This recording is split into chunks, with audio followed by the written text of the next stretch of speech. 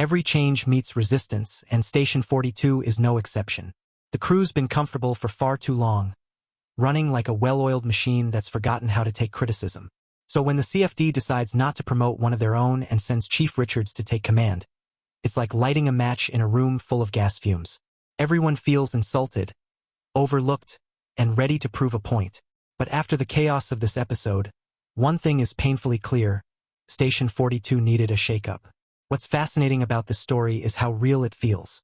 When you've worked side by side for years, fought fires, lost people, shared trauma, you start to treat your team like family. And in families, people make excuses. They let bad habits slide because no one wants to rock the boat. A father avoids hurting his son's pride. A mother forgives because she's already lost too much. Friends tiptoe around hard truths. Lovers cling to what's left of a good thing. But when you're out there fighting for your life and someone else's, that comfort turns deadly. You can't protect feelings and save lives at the same time.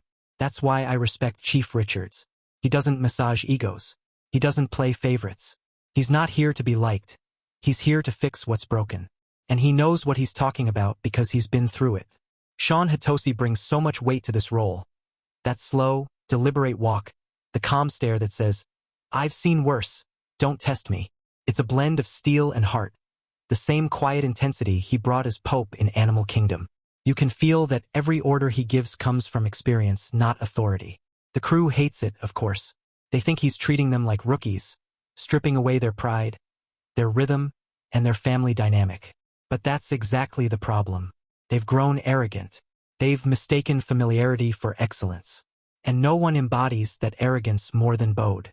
Every time he walks into a room, it's like the universe owes him something. Meanwhile, Audrey, an outsider with perspective, is the only one willing to call them out.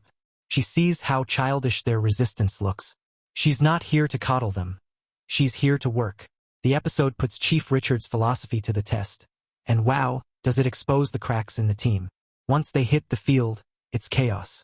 Bode and Jake can't stop bickering.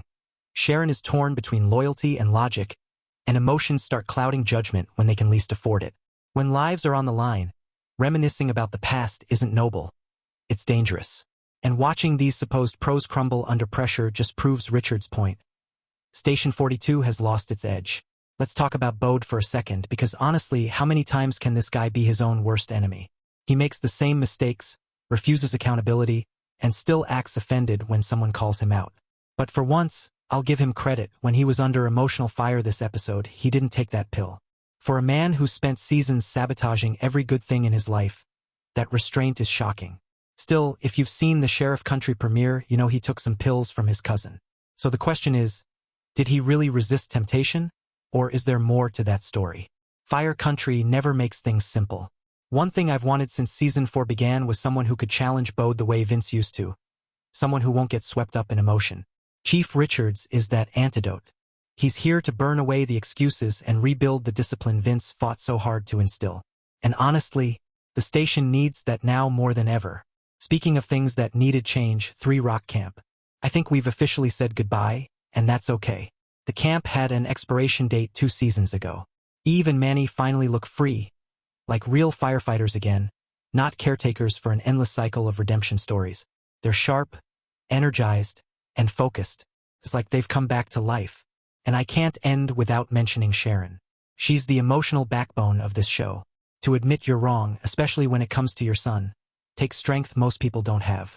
She knows the station needs a firm hand, but she also knows she can't be that person anymore. There's too much history, too much love. That's why she's letting Richards take the wheel. And that's what growth looks like. By the end of this episode, Fire Country makes one thing clear: comfort breeds chaos. Station 42's biggest enemy isn't fire. It's pride. And Chief Richards? He's not just shaking things up. He's saving them from themselves. But what do you think? Is Chief Richards exactly what Station 42 needs? Or is his leadership too harsh? And do you think Bode's arrogance will ever fade? Or is he destined to repeat the same mistakes? Drop your thoughts in the comments. I love hearing your takes. If you enjoyed this breakdown, hit that like button, subscribe for more Fire Country deep dives, and share this video with your fellow fans. Because one thing's for sure, this fire isn't going out anytime soon.